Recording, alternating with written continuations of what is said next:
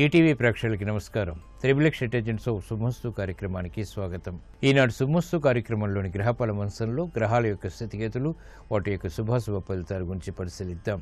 అలాగే ఈరోజు 12 రాశుల వారికి ఏ సంఖ్యలు కలిసి వస్తాయి, రంగుల యొక్క ప్రాధాన్యత, ఈరోజు భృగువారం లేదా శుక్రవారం, శుక్రుడి యొక్క పరిపాలన పూర్తిగా ఉంటుంది. శుక్రప్రీతికి శ్రీ మహాలక్ష్మీదేవి యొక్క పూజలు ఉపకరిస్తాయి. మరి 12 రాశుల వారు శ్రీ మహాలక్ష్మీదేవిని ఎటువంటి ప్రక్రియలతో పూజించాలో పరిశీలిద్దాం.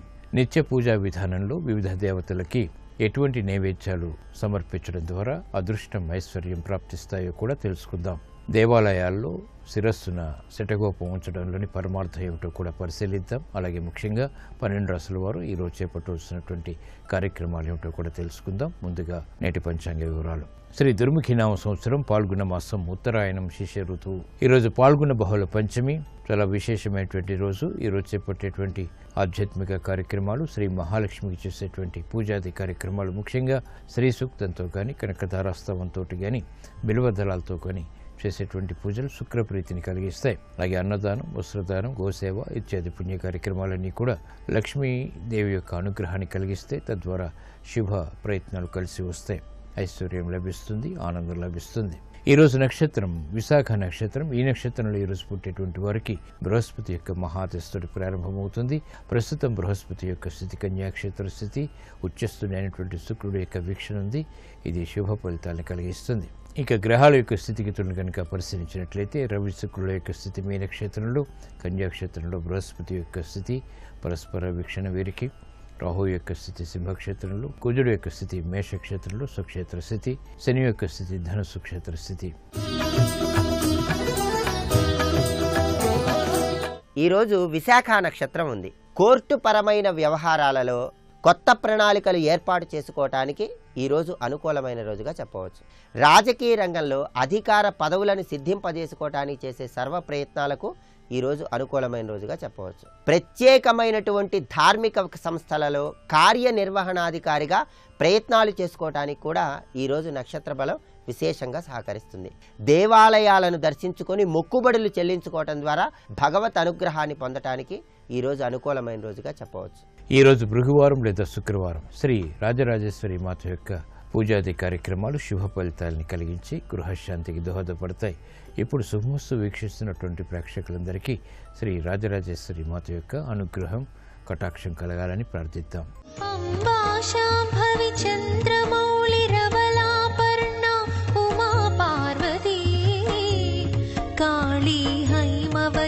శివా త్రినయని కాత్యాయని భైరవీ సావిత్రి నవయౌవన శుభకరి సామ్రాజ్యలక్ష్మీ ప్రదా చిత్రూపీ పరదేవత భగవతి శ్రీరాజరాజేశ్వరీ శ్రీరాజరాజేశ్వరీ శ్రీరాజరాజేశ్వరీ. ఇప్పుడు 12 రాశుల వారికి గ్రహాల యొక్క స్థితిగతుల రీత్యా ఏర్పడేటువంటి శుభాశుభ ఫలితాన్ని పరిశీలిద్దాం. ముందుగా మేషరాశి. ఈరోజు మేషరాశి వారిని పరిశీలించినట్లయితే వినోదాల్లో పాల్గొంటారు, సంకల్పాలు నెరవేరుతాయి, ఆర్థిక వ్యవహారాల్లో మెరుగైనటువంటి అవకాశాలు కూడా దక్కుతాయి. కోర్టు సంబంధిత వ్యవహారాల్లో విజయాలు సాధించగలుగుతారు. క్రియాశీలక నిర్ణయాల ద్వారా ఆశించినటువంటి కార్యక్రమ నిర్వహణలో కార్యసిద్ధి ఏర్పడుతుంది. ఆరోగ్య విషయంలో కూడా ప్రతికూలత తగ్గుతుంది. ఆర్థిక విషయాల్లో మెరుగైనటువంటి మార్పుల్ని కూడా పొందగలుగుతారు.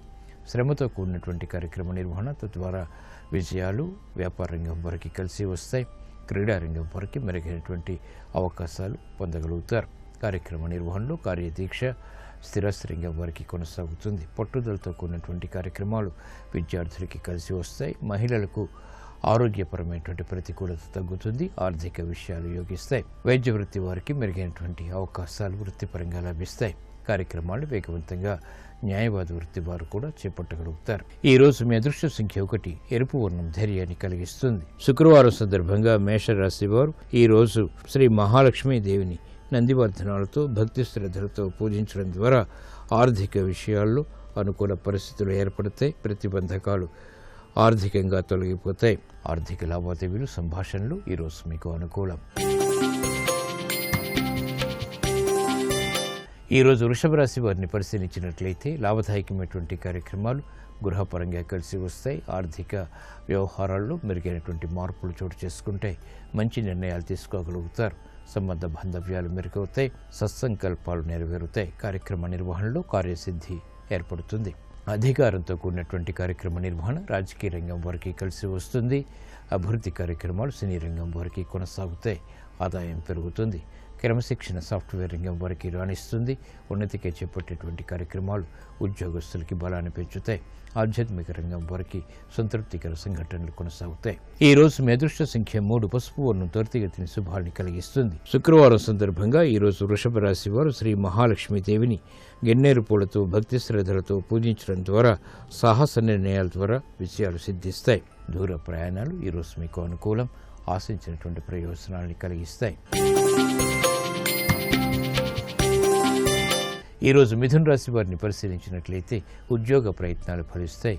కార్యక్రమ నిర్వహణలో నైపుణ్యం పెరుగుతుంది. స్థిరాస్తి వ్యవహారాల్లో మెరుగైనటువంటి మార్పులు చోటు చేసుకుంటాయి. సాహస నిర్ణయాలకు ఉపక్రమించగలుగుతారు. ఆర్థిక చిరాకులు ఉన్నప్పటికీ అంతిమ విజయాలు సాధించగలుగుతారు. ఆరోగ్య రక్షణ ఉంటుంది. కార్యక్రమాన్ని వేగవంతంగా పారిశ్రామిక రంగం వారు ప్రారంభించగలుగుతారు. స్థిరాస్తి రంగం వారికి మంచి అవకాశాలు లభిస్తాయి. మహిళలకు ప్రోత్సాహం ఉంటుంది. సోదర ప్రేమ లభిస్తుంది. కార్యక్రమ నిర్వహణలో విద్యార్థులకి అవకాశాలు దగ్గరవుతాయి. చిరాకు పరిస్థితుల్ని వైద్య వృత్తి వారు దూరం చేసుకోగలుగుతారు. క్రమశిక్షణ వ్యవసాయ రంగం వారికి తప్పనిసరి.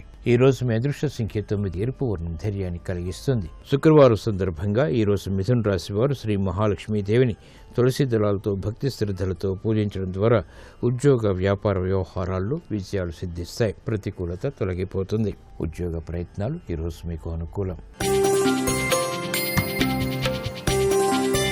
ఈరోజు కర్కాటక రాశి వారిని పరిశీలించినట్లయితే మానసిక వైషమ్యాలు తొలగిపోతాయి. చేపట్టినటువంటి కార్యక్రమాలపై శ్రద్ధ పెరుగుతుంది. గతంలో కన్నా మెరుగైనటువంటి ఆర్థిక అవకాశాలు బలాన్ని పెంచుతాయి. మహిళలు ఆత్మవిశ్వాసాన్ని పెంపొందింప చేసుకోగలుగుతారు. ఆగిపోయినటువంటి కార్యక్రమాలు పునఃప్రారంభించబడతాయి. వ్యవహారాల్లో చుక్కెదురు పరిస్థితులు న్యాయవాద వృత్తి వారు ఎదుర్కోగలుగుతారు. విదేశీ సంబంధిత ప్రయాణాలు విద్యాపరంగా విద్యార్థులకి కలిసి వస్తాయి. నూతన కార్యక్రమాలు బాధ్యతలు సాఫ్ట్వేర్ రంగం వారికి లాభిస్తాయి. అనుకోని సంఘటనలు వృత్తిరీత్యా వైద్య వృత్తి వారికి కలిసి వస్తాయి. కార్యక్రమ నిర్వహణలో నైపుణ్యం స్థిరాస్తి రంగం వారికి పెరుగుతుంది. ఈ రోజు మీ అదృష్ట సంఖ్య 5. ఆకుపచ్చ వర్ణం రక్షణకి దోహదపడుతుంది.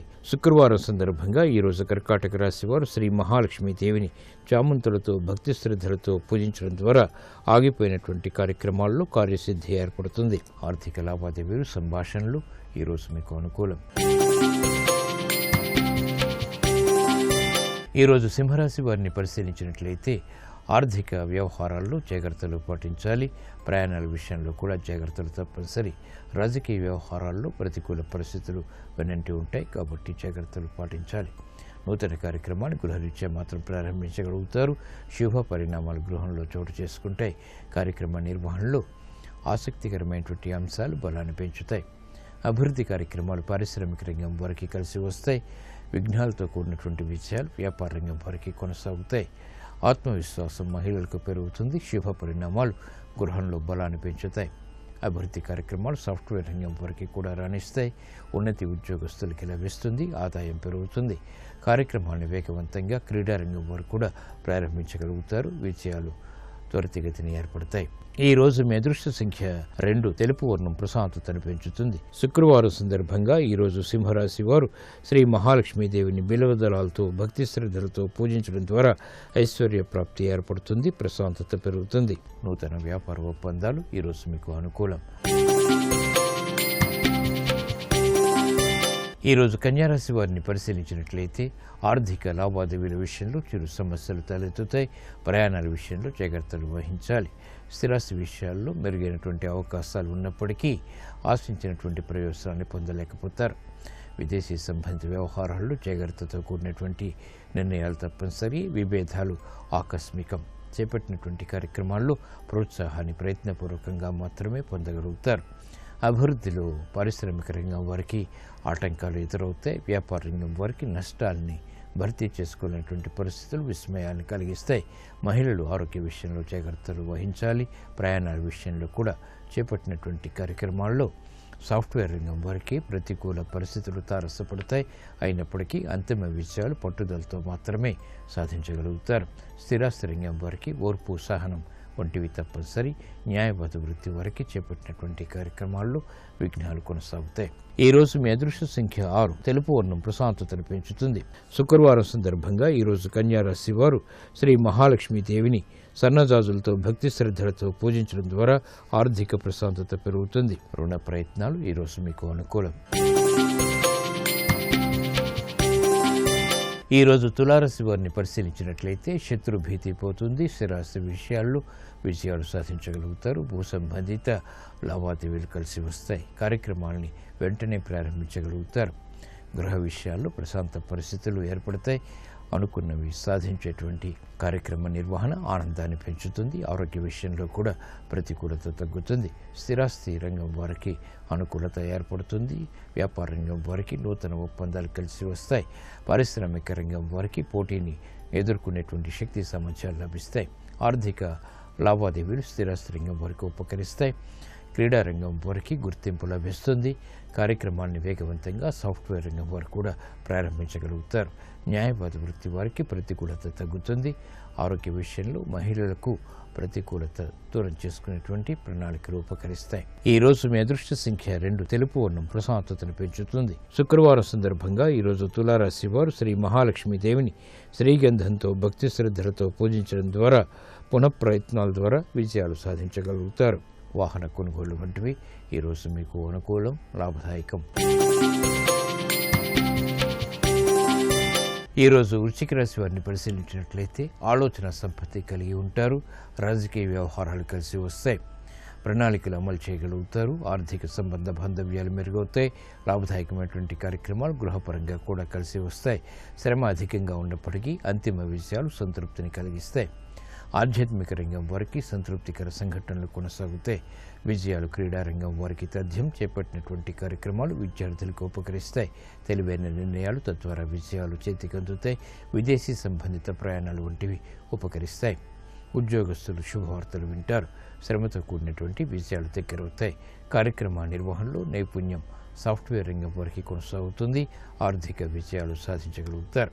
బుద్ధి సూక్ష్మత విద్యార్థులకి పెరుగుతుంది. కార్యక్రమ నిర్వహణలో నైపుణ్యం న్యాయవాద వృత్తి వారికి ఏర్పడుతుంది. విజయాలు ఏర్పడతాయి. ఈ రోజు మీ అదృష్ట సంఖ్య 5. ఆకుపచ్చ వర్ణం రక్షణకి దోహదపడుతుంది. శుక్రవారం సందర్భంగా ఈరోజు వృశ్చిక రాశి వారు శ్రీ మహాలక్ష్మీదేవిని పారిజాతాలతో భక్తి శ్రద్ధలతో పూజించడం ద్వారా ఏలినాటి శని ద్వారా ఏర్పడేటువంటి దోషాలు తొలగిపోతాయి. ఆదాయం పెరుగుతుంది. ఉద్యోగ ప్రయత్నాలు ఈరోజు మీకు అనుకూలం. ఈరోజు ధనుసు రాశి వారిని పరిశీలించినట్లయితే వాహన సౌఖ్యం కొనసాగుతుంది. స్త్రీలు శుభవార్తలు వింటారు. మానసిక ఉల్లాసం పెరుగుతుంది. కార్యక్రమ నిర్వహణలో నైపుణ్యం పెరుగుతుంది. ఆందోళనకర పరిస్థితుల్ని క్రమక్రమంగా అధిగమించగలుగుతారు. ఆర్థిక వృద్ధి పారిశ్రామిక రంగం వారికి ఉన్నప్పటికీ ఆందోళనకర పరిస్థితులు కూడా వెన్నంటి ఉంటాయి. వ్యాపార రంగం వారు ఆర్థిక విషయాల్లో ఆచితూచి వ్యవహరించాలి. సంభాషణ ద్వారా ఏర్పడినటువంటి ప్రతికూలత మహిళలకు తగ్గుతుంది. విద్యార్థులకి గట్టి కృషి ద్వారా మాత్రమే విజయాలు సాధించగలుగుతారు. సాఫ్ట్వేర్ రంగం వారికి ప్రగతి కొనసాగుతుంది. ఆటంకాలతో కూడినటువంటి విజయాలు సాధించగలుగుతారు. బ్యాంకింగ్ రంగం వారికి జాగ్రత్తతో కూడిన నిర్ణయాలు మాత్రమే ప్రమాదాలను దూరం చేస్తాయి. ఈ రోజు మీ అదృష్ట సంఖ్య 1. ఎరుపు వర్ణం ధైర్యాన్ని కలిగిస్తుంది. శుక్రవారం సందర్భంగా ఈరోజు ధనుసు రాశి వారు శ్రీ మహాలక్ష్మీదేవిని తెల్లటి పుష్పాలతో భక్తి శ్రద్ధలతో పూజించడం ద్వారా శారీరక మానసిక రుగ్మతలు కనుమరుగవుతాయి. ఆర్థిక విజయాలు సాధించగలుగుతారు. ఆరోగ్య పరీక్షలు ఈరోజు మీకు మేలును కలిగిస్తాయి. ఈరోజు మకర రాశి వారిని పరిశీలించినట్లయితే రాజకీయ లబ్ధికే చేపట్టేటువంటి కార్యక్రమాలు కలిసి వస్తాయి. గృహపరమైనటువంటి అంశాలు ఆనందాన్ని పెంచుతాయి. ప్రతిభ గుర్తింపబడుతుంది. కార్యక్రమ నిర్వహణలో క్రమశిక్షణ కలిగి ఉంటారు. వ్యయం ఉన్నప్పటికీ ఆదాయం కూడా సమాంతరంగా ఉంటుంది. కార్యక్రమాలను చకచకా పూర్తి చేసేటువంటి శక్తి సామర్థ్యాలు లభిస్తాయి. నూతన కార్యక్రమాలు గృహరీత్యా ఆనందాన్ని పెంచుతాయి. పిల్లల ద్వారా ఏర్పడినటువంటి సమస్యలకు పరిష్కారాలు కూడా పొందగలుగుతారు. అభివృద్ధి ఆర్థికంగా కొనసాగుతుంది. రాజకీయ వ్యవహారాలు రాజకీయ రంగం వారికి లాభిస్తాయి. ఉన్నతిగా చేపట్టేటువంటి కార్యక్రమాలు సాఫ్ట్వేర్ రంగం వరకు కలిసి వస్తాయి. స్వతంత్ర నిర్ణయాల ద్వారా మహిళలకు ఉపశమనం లభిస్తుంది. కార్యదీక్ష పెరుగుతుంది. ఈ రోజు మీ అదృష్ట సంఖ్య 3. పసుపు వర్ణం త్వరితగతిని శుభాన్ని కలిగిస్తుంది. శుక్రవారం సందర్భంగా ఈ రోజు మకర రాశి వారు శ్రీ మహాలక్ష్మీదేవిని పసుపు కుంకుమలతో భక్తి శ్రద్ధలతో పూజించడం ద్వారా అదృష్ట సంఘటనల్ని ఆహ్వానించగలుగుతారు. ఆర్థిక లావాదేవీలు, సంభాషణలు ఈ రోజు మీకు అనుకూలం. ఈరోజు కుంభరాశి వారిని పరిశీలించినట్లయితే స్థిరాస్తి విషయాల్లో మెరుగైనటువంటి మార్పులు చోటు చేసుకుంటాయి. అవమానకర సంఘటనల్ని అనుకూలంగా మరల్చుకోగలుగుతారు. మానసిక ధైర్యం పెరుగుతుంది. సాహస నిర్ణయాల ద్వారా కూడా విజయాలు సాధించగలుగుతారు. ప్రగతిగా చేపట్టేటువంటి కార్యక్రమాలు పారిశ్రామిక రంగం వరకే లాభిస్తాయి. వ్యాపార రంగం వరకు ఉత్తేజం పెరుగుతుంది. నూతన అవకాశాలు సినీ రంగం వారు సద్వినియోగపరచుకోగలుగుతారు. ఆదాయాన్ని పెంపొందింప చేసుకునేటువంటి మార్గాలు స్థిరాస్తి రంగం వారికి కలిసి వస్తాయి. అభివృద్ధి న్యాయవాద వృత్తి వరకు కూడా కొనసాగుతుంది. ఆదాయం పెరుగుతుంది. ఈ రోజు మీ అదృష్ట సంఖ్య 9. ఎరుపు వర్ణం ధైర్యాన్ని కలిగిస్తుంది. శుక్రవారం సందర్భంగా ఈ రోజు కుంభరాశి వారు శ్రీ మహాలక్ష్మీదేవిని గన్నేరు పూలతో భక్తి శ్రద్ధలతో పూజించడం ద్వారా ధైర్యంతో కూడినటువంటి కార్యక్రమాలు, తద్వారా కార్యసిద్ధి ఏర్పడతాయి. కోర్టు సంబంధిత వ్యవహారాలు, ప్రక్రియలు ఈ రోజు మీకు అనుకూలం. ఈ రోజు మీనరాశి వారిని పరిశీలించినట్లయితే సంభాషణల విషయంలో జాగ్రత్తలు వహించాలి. వినోదాల్లో పాల్గొంటారు. అలంకరణకి ప్రాధాన్యతను ఇస్తారు. రాజకీయ వ్యవహారాలు కూడా కలిసి వస్తాయి. అభివృద్ధి కార్యక్రమాన్ని వేగవంతంగా పూర్తి చేసేటువంటి ప్రక్రియలు ఉపకరిస్తాయి. కార్మిక రంగం వారికి అనుకూలం. చేపట్టినటువంటి కార్యక్రమాలు రాజకీయ రంగం వారికి కలిసి వస్తాయి. ఆర్థిక విజయాలు సాఫ్ట్వేర్ రంగం వారు సాధించగలుగుతారు. వ్యాపార రంగం వారికి ఆర్థిక సంపత్తి ఏర్పడుతుంది. కార్యక్రమాన్ని క్రమశిక్షణతో విద్యార్థులు పూర్తి చేయగలుగుతారు. మహిళలకు ఆరోగ్యపరమైనటువంటి రక్షణ ఏర్పడుతుంది. ఆరోగ్య అభివృద్ధి కూడా ఆనందాన్ని పెంచుతుంది. ఈ రోజు మీ అదృష్ట సంఖ్య 5. ఆకుపచ్చ వర్ణం రక్షణకి దోహదపడుతుంది. శుక్రవారం సందర్భంగా ఈ రోజు మీనరాశి వారు శ్రీ మహాలక్ష్మీదేవిని బిల్వదళాలతో భక్తి శ్రద్ధలతో పూజించడం ద్వారా నూతన కార్యక్రమాల్లో విజయాలు సిద్ధిస్తాయి. విద్యా ప్రయత్నాలు ఈ రోజు మీకు అనుకూలం.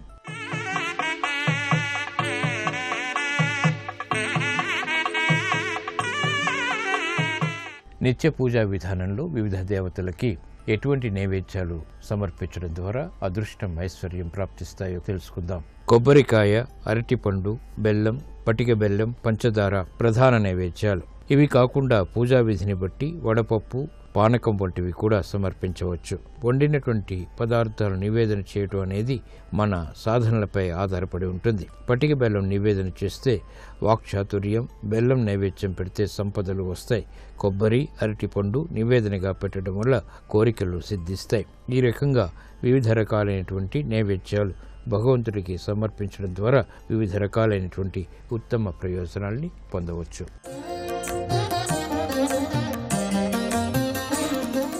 దేవాలయాల్లో శిరస్సున శటగోపం ఉంచడంలోని పరమార్థం ఏమిటో పరిశీలిద్దాం. ఆలయంలో దేవదర్శనం చేసుకున్న తరువాత తీర్థ ప్రసాదాలు ఇచ్చేటప్పుడు పురోహితులు భక్తుల తలపై శటగోపాన్ని పెడతారు. వాటిపై స్వామి పాదుకలు ఉంటాయి. ఆ శటగోపం మన దగ్గరకు వచ్చినప్పుడు ఎవరికీ వినిపించినంత చిన్నగా మనస్సులోని కోరికలను ఆ స్వామి పాదుకులకు చెప్పి నమస్కరించాలి. ఆ శటగోపాన్ని తలపై పెట్టించుకోవాలి. స్వామి పాదుకులని మనం నమ్ముకున్నాం. వాటిని మన తలపై పెట్టుకోవటానికి ఇది ప్రతీక. తద్వారా ఆశించినటువంటి కోరికలు నెరవేరుతాయి.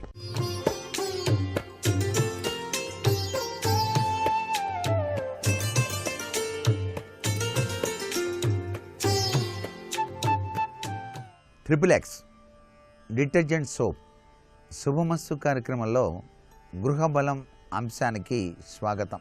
వివిధ రకాలైనటువంటి ఆర్థిక, మానసిక, ఆరోగ్య సమస్యల నుంచి బయలుపడటానికి వివిధ రకాలైనటువంటి సూత్ర ప్రాతిపదికలు కనుక ఆచరించినట్లయితే వాటికి పరిష్కారం దొరికి తీరుతుంది అంటోంది శాస్త్రం. అటువంటి పరిష్కార మార్గాల్ని అందిస్తూ ఉన్నటువంటి ఈ గృహబలంలో, గృహమే కదా స్వర్గసీమ, గృహంలో ఉండేటువంటి వాళ్ళు, నివసించేటువంటి వాళ్ళందరూ కూడా ఏ సమస్యాత్మక చర్యలు లేకుండా జీవితాన్ని గడపాలి. అప్పుడే ఆనంద నిలయంగా ఉంటుంది ఆ గృహం. అసాధారణ ఆర్థికపరమైనటువంటి ఇబ్బందులకు గురయ్యేటువంటి వాళ్ళు తులసి చెట్టులో గృహిణి కొద్దిగా ఆవు పాలు, నీరు కలిపి పోసి ఆ యొక్క మట్టిని తిలకంగా కనుక ధారణ చేసినట్లయితే ఆర్థికపరమైనటువంటి చిక్కుల నుంచి బయలుపడటానికి ఆస్కారం ఎంతగానో ఉంటుంది సుమా. అనారోగ్య సమస్యలు వేధిస్తూ ఉన్నాయి. ఈ సమస్య తీరటానికి మీరు పాలు కాగబెట్టేటప్పుడు ప్రతినిత్యం కూడా పొంగిపోకుండా చూసుకోవాలి. అలా పాలు పొంగటం వల్ల కూడా అనారోగ్య సమస్యలు సంభవించడానికి ఆస్కారం ఉంటుంది.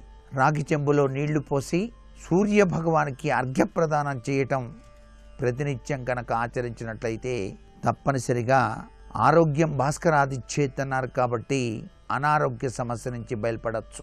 దంపతుల మధ్య చీటికి మాటికి కలహాలు ఏర్పడుతూ ఉన్నటువంటి సందర్భాల్లో మీరు తినేటువంటి ఆహారంలో కొంత భాగం తీసి కాకులకు లేక కుక్కలకు వేసినట్లయితే దాంపత్యంలో సంభవించే చిన్ని కలహాలు తొలగిపోవటానికి ఆస్కారం అధికంగా ఉంటుంది సుమ.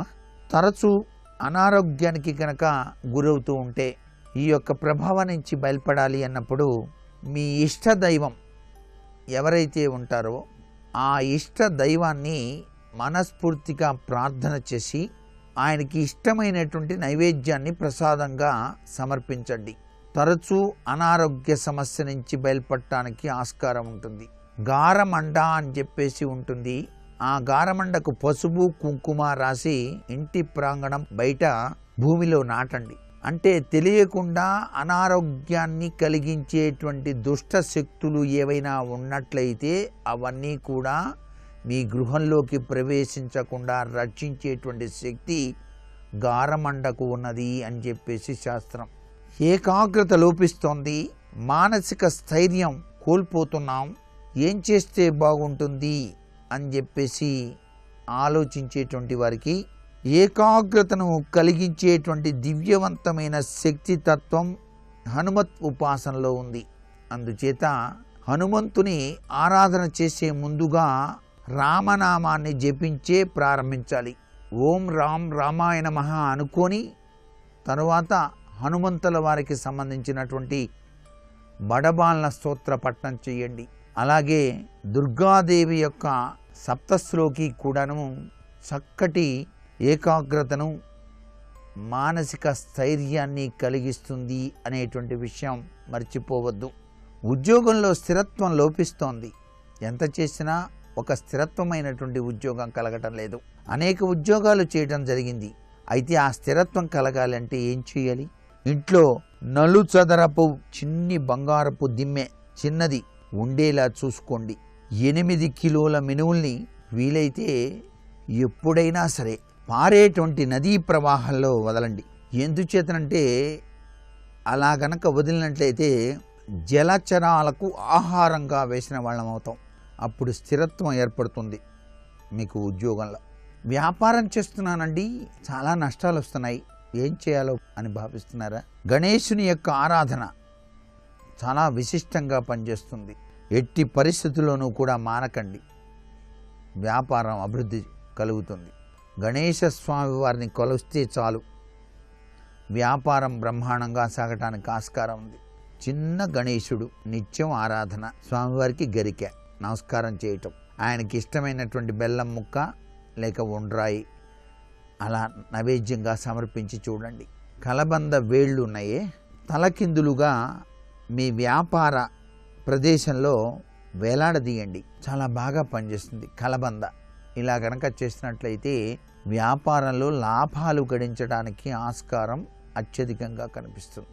ఎన్నో సంబంధాలు చూసాం, కుదరటం లేదు, వివాహం ఆలస్యం అయిపోతోంది, ఏం చేయాలో పాలుపోవటం లేదు అని భావిస్తూ ఉన్నటువంటి వారు గౌరీదేవిని ఆరాధన చేయాలి. హే గౌరీ శంకరార్ధాంగి అంటూ గౌరీదేవిని ఆరాధన చేసి మీరు స్నానం చేసేటువంటి నీటిలో కొద్దిగా పసుపు చిటికెడు వేసుకొని స్నానం చేయండి. తప్పనిసరిగా వివాహ ప్రాప్తి కలిగించటానికి ఆ చక్కని తల్లి అనుగ్రహాన్ని ప్రసాదిస్తుంది. మీ ఆలోచన అసలుని ఇతరులకు మాత్రం చెప్పకండి. మీ వ్యూహాలు ఆలోచనలు బయట పెట్టకండి. ఇలా చేద్దాం అనుకుంటున్నాను, అలా చేద్దాం అనుకుంటున్నాను అని చెప్పేస్తే నరఘోష తగిలి మీకు వివాహ సంబంధాలు కూడాను దగ్గరికి రావు. అప్పుడే మీకు వివాహం జాప్యం లేకుండా కలగటానికి ఆస్కారం ఉంది.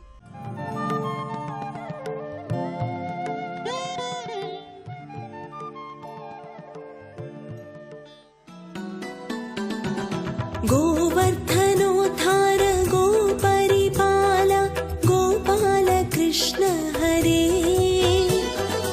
गोपिकलोला गोपाल बाल गोपाल कृष्ण हरे देवकी नन्दन देवादिदेव गोपाल कृष्ण हरे वसुदेव नन्दन श्रीवासुदेव गोपाल कृष्ण हरे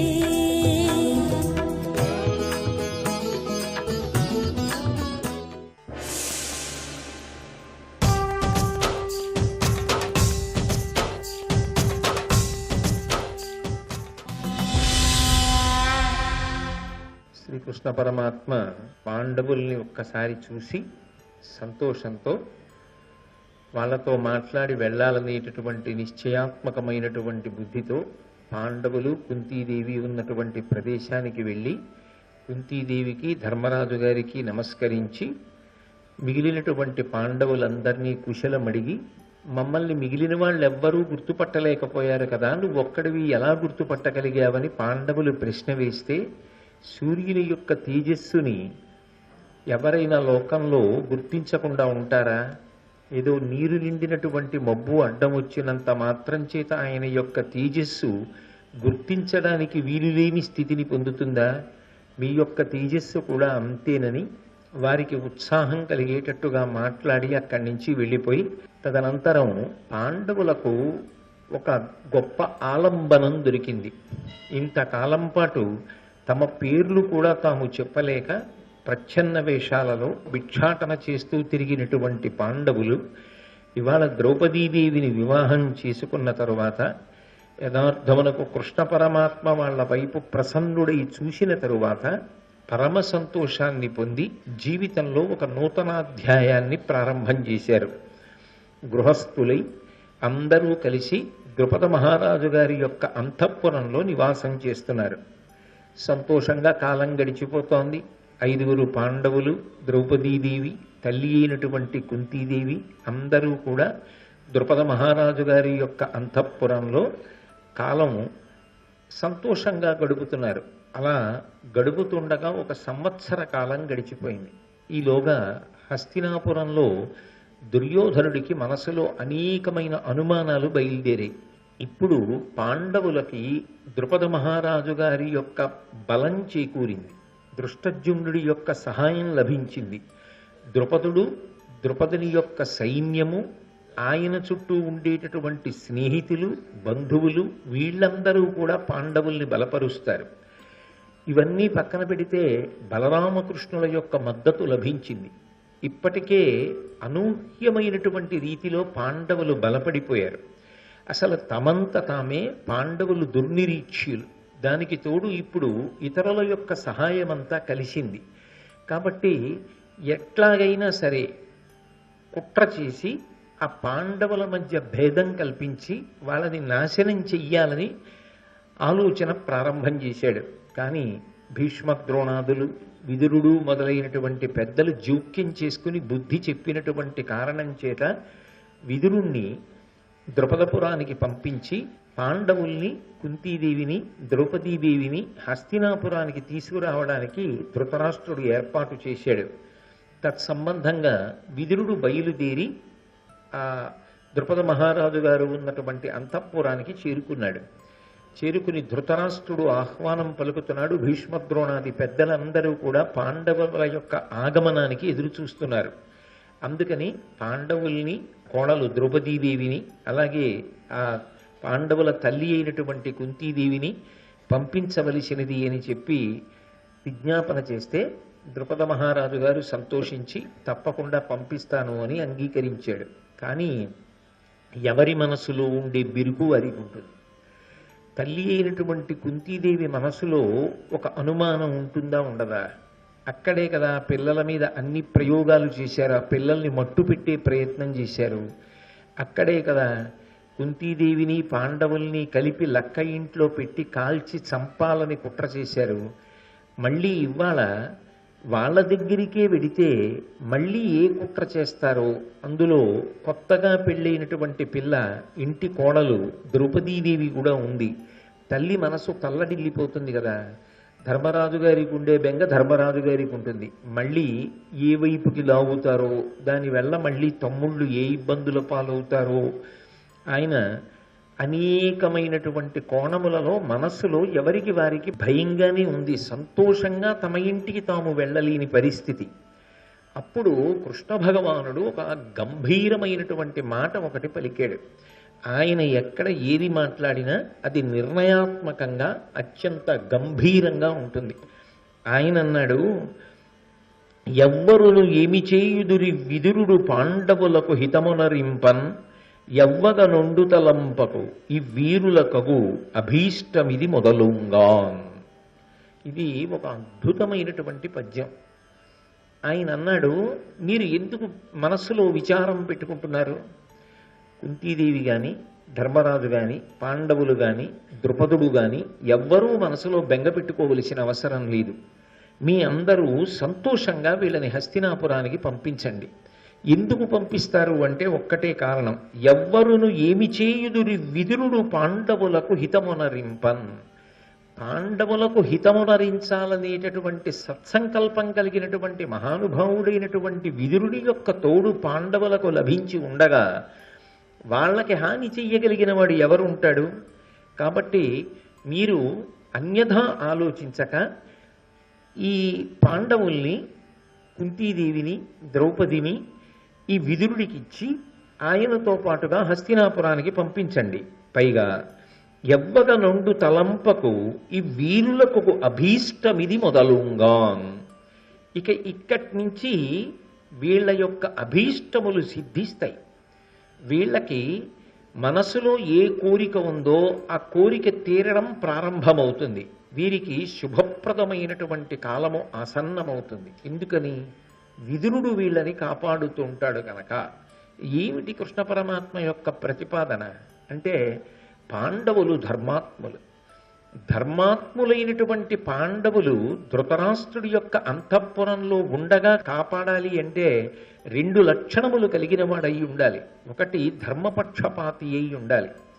మనం ధర్మం ఎక్కడ ఉందో అటువంటి ప్రదేశాన్ని కాపాడుకోవాలి, ధర్మాత్ములైన వారిని కాపాడుకోవాలి అనేటటువంటి తాపత్రయం లోపల ఉన్నవాడై ఉండాలి. అసలు అది లేదనుకోండి, పాండవులకు మళ్ళీ ఏదైనా ఉపద్రవం వచ్చే అవకాశం ఉందనుకోండి, మనకెందుకు వచ్చిన గొడవ అని తప్పుకోవడం అలవాటు పడినవాడు అనుకోండి, అప్పుడు క్షేమకరం కాదు.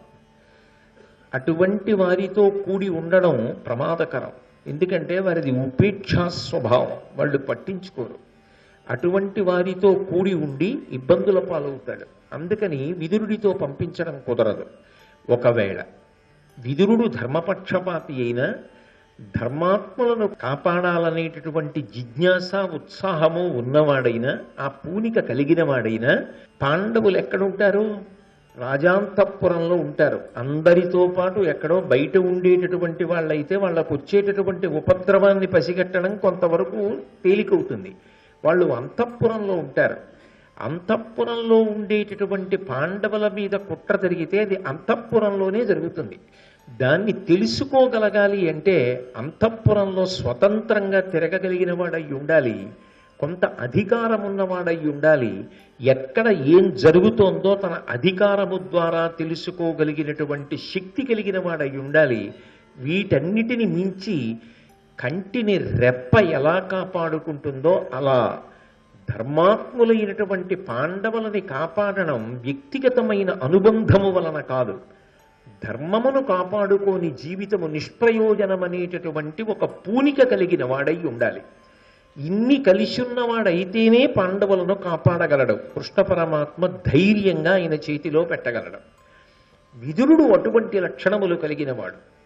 అంటే ఒక సమాజంలో బ్రతుకుతున్నప్పుడు ఎటువంటి లక్షణములను మనిషి పొంది ఉండాలో అన్యాపదేశంగా కృష్ణుడు జ్ఞాపకం చేస్తున్నాడు. కృష్ణుడంతటి వాడు సంతోషించేది ఎప్పుడు అంటే ఆ లక్షణములు ఉన్నప్పుడు. కాబట్టి ఈ విదురుడితో పంపండి. పైగా ఈ విదురుడితో వెళ్ళినటువంటి కారణం చేత వీళ్ళకి శుభ పరంపరలు ప్రారంభమవుతాయి. ఇందులో ఉన్నటువంటి తాత్వికమైన విషయాన్ని బాగా జ్ఞాపకం పెట్టుకోవాలి.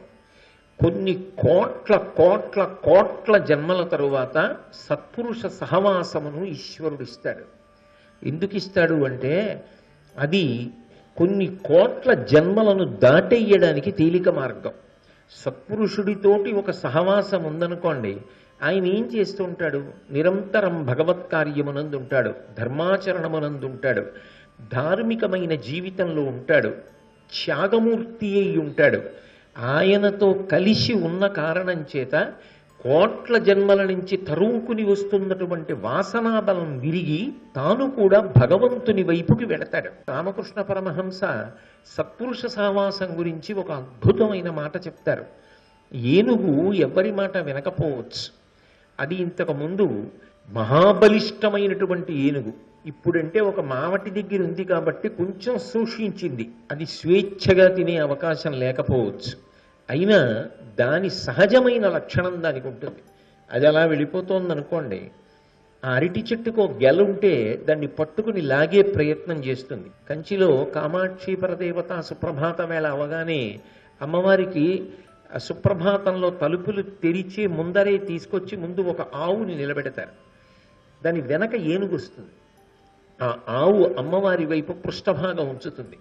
కామాక్షి పరదేవత దేవాలయ తలుపులు తెరవగానే ఆవిడ మొదటి దృష్టి వెళ్ళి ఆ గోవు యొక్క పృష్ఠభాగం మీద పడుతుంది. పృష్ఠభాగాన్ని పూజ చేస్తారు. ఏనుగు అక్కడికే వచ్చి నిలబడుతుంది. ఈ ఆవు వెళ్ళిపోతే గజ పూజ చెయ్యాలి. ఈ ఏనుగు ఏం చేస్తుంటుందంటే ఆవుకి పెట్టడం కోసం తెచ్చినటువంటి పళ్ళు అవి అక్కడ పెడితే అది అక్కడ నిలబడ్డా తొండం చాపితే అందుతుంది కదా, కొంచెం ఒళ్ళు చాపి తొండం చాప బుట్ట అందుకునే ప్రయత్నం చేస్తుంది. మావటి చేతిలో ఉన్న అంకుశంతో ఇలా అంటాడు, తొండం వెనక్కి తీసేస్తాడు. సత్పురుష సహవాసానికి ఉన్న గొప్పతనం ఏమిటంటే కోట్ల జన్మలుగా వస్తున్నటువంటి రజోగుణ తమో గుణములకు సంబంధించినటువంటి వాసన బలం విరుగుతుంది. ఆయనతో కలిసి తిరగడంలో అద్భుతమైనటువంటి పుణ్యకార్యములు చేయగలుగుతాడు. మనసు సాత్వికమవుతుంది. సమాజ హితము కొరకు ప్రవర్తిస్తాడు. కీర్తిని సంపాదించుకుంటాడు. మంచి మర్యాద అనే 2 పదములు జీవితంలో బాగా అన్వయమవుతాయి. అందుకే పెద్దలు ఒక మాట చెప్తారు, కోట్ల రూపాయలు పోయినా పర్వాలేదు, సత్పురుష సహవాసాన్ని మాత్రం జీవితంలో వదిలిపెట్టుకో. కోట్ల రూపాయలు పోతే మళ్ళీ సంపాదించగలవేమో, ఒక్కసారి సత్పురుష సహవాసము జారిపోతే ఇక నీకు మళ్ళీ లభిస్తుందన్న విశ్వాసము మాత్రము ఉండదు. అది ఎన్ని జన్మల తరువాతో లభించాలంతే.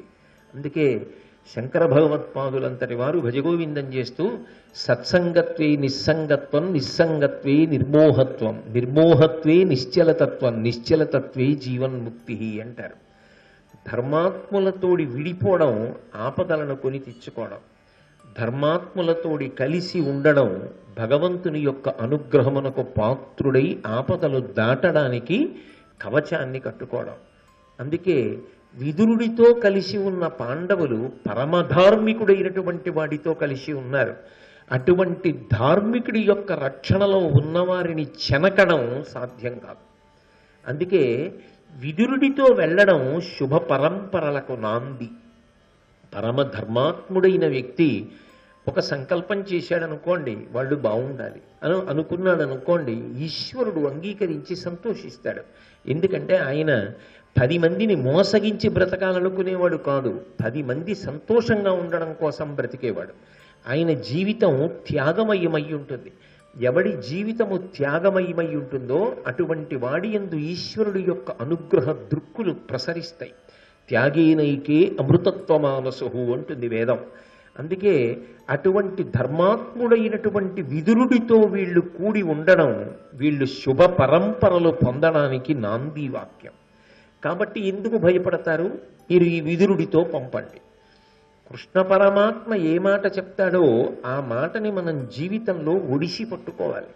అది కేవలం పాండవుల వరకు అన్వయము అని అనుకోకూడదు. మన జీవితంలో కూడా అందుకే అందరికన్నా మనం చాలా చాలా జాగ్రత్తగా ఉండవలసింది ఎవరి విషయంలో అంటే ధార్మికుల విషయంలో చాలా జాగ్రత్తగా ఉండాలి. వాళ్ళతోడి సహవాసము తెగిపోకుండా చూసుకుంటూ ఉండాలి. అలా తెగిపోయిందనుకోండి, మన జీవితానికే ఒబ్బిడి పోతుంది, మన జీవితానికే ఆలంబనం పోతుంది. అందుకే భాగవతంలో కృష్ణ పరమాత్మని ప్రార్థన చేసినప్పుడు నీ పాద కమల సేవయు నీ పాదార్చకులతోడి నెయ్యము నితాంతాపార భూతదయయు తాపసమందార నాకు దయసేయగదే అంటాడు. నీ పాదార్చకులతోడి నెయ్యము. భగవంతుని యొక్క పాదముల యందు భక్తి కలిగిన వారు అంటే మౌఢ్యము అని అనుకోకండి. కేవలం ఏదో భగవంతుడి విగ్రహానికి నమస్కారాలు చేసేవాళ్ళని మీరు అనుకోకూడదు. సమాజమును భగవన్మూర్తిగా దర్శనం చేసి ఎప్పుడూ అందరికీ ఉపకారం చెయ్యాలని సమాజ హితం కోసం ప్రయత్నం చేసేటటువంటి పెద్దలు ఎవరు ఉంటారో అటువంటి వారితో నా స్నేహమును ఎన్నడూ పోకుండా కాపాడు. నితాంతాపార భూతదయయు, అపారమైనటువంటి భూతదయని నీ పాద కమల సేవయు, నీ పాదములనబడే కమలములను సేవించేటటువంటి అదృష్టాన్ని కటాక్షించు అంటాడు. అందుకే కృష్ణ పరమాత్మ అంత గంభీరమైనటువంటి మాట ప్రతిపాదన చేశాడు. విదురుడు పరమధార్మికుడు. అటువంటి ధార్మికుడితో కలిసి పాండవులు విడితే శుభ పరంపరలకు నాంది. అందుకే ఈ వీరులకగు అభీష్టమిది మొదలుగా. అయితే కృష్ణ పరమాత్మ ఒక మాట చెప్పాడు అంటే అది శిరోధార్యం అందరికీ. ద్రుపదాదులందరూ అంగీకరించారు. బయలుదేరుతున్నాడు. బయలుదేరుతున్న ధర్మరాజు గారి గొప్పతనం ఎక్కడుంది అంటే ఆయన అంతటి ధర్మమూర్తి. ఆయన తన గౌరవం ఎవరి పట్ల ఉన్నది అన్నది ప్రకటనం చేశాడు. ఆయన అన్నాడు, కురుముఖ్యులు ధృతరాష్ట్ర విదుర భీష్ములు గురులు మాకు, ద్రుపద ప్రభుడున్ గురుడు మురాంతకుండు జగద్గురుడు, ఇందర మతమునను అగును శుభయుక్తుల్. ఆయన ధర్మరాజు గారు మాట్లాడుతూ బయలుదేరుతూ ఒక మాట అన్నాడు, మాకు కురుముఖ్యులైనటువంటి ధృతరాష్ట్రుడు, విదురుడు, భీష్ముడు గురువులు. గురువులు అన్న మాటకు అర్థం ఏమిటంటే పెద్దలు. వాళ్ళు మాకు పెద్దలు. పెద్దలు అన్న మాటకు అర్థం ఏమిటంటే ధార్మికులు. వాళ్ళు ధర్మాత్ములై మమ్మల్ని కాపాడుతుంటారు. ఏ పెదనాన్నగారి దగ్గరికి బయలుదేరాడో ఆ పెదనాన్నగారిని నింద చేసి బయలుదేరకూడదు. అది ధర్మరాజు గారి పెద్దరికం, ఆయన గొప్పతనం. కాబట్టి వాళ్ళు మాకు పెద్దలు.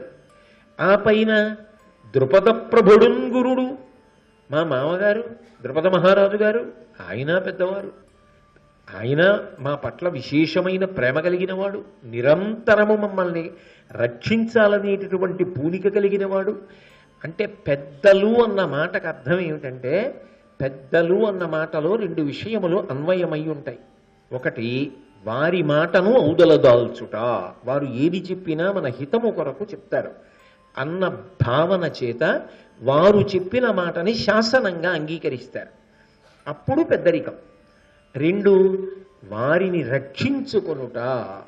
వారిని రక్షించుకొనుట అంటే వారి మాట పోయిందనుకోండి, ఇంకేమిటి, ఇంకేం రక్షించడం? ధర్మో రక్షత రక్షిత అంటే ధర్మాన్ని రక్షించడం అంటే ఏమిటి? ధర్మాన్ని అనుష్ఠానం చేయడమే. పెద్దల్ని రక్షించుకోవడం అన్న మాటకు అర్థం ఏమిటి? పెద్దలు చెప్పిన మాట వినడం, వారు 10 కాలాలు ఉండేటట్టుగా వారి గౌరవం పోకుండా కాపాడుకుంటూ ఉండడం. కాబట్టి ఇటువంటి పెద్దలు మాకు ఎవరు?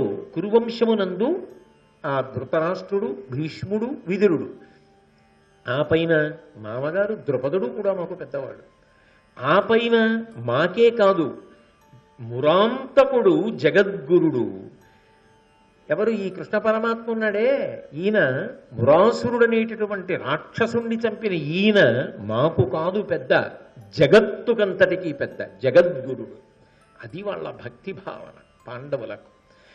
ఆ పెద్దరికం అన్న మాట మనసులో ఎక్కడుందో అక్కడుంటుంది అనుబంధం, అక్కడుంటుంది రక్షణ.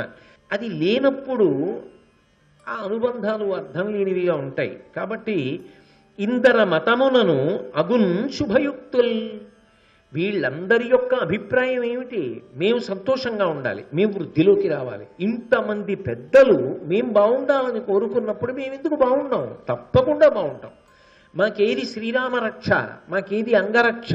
పెద్దల యొక్క ఆశీర్వచనమే మాకు అంగరక్ష.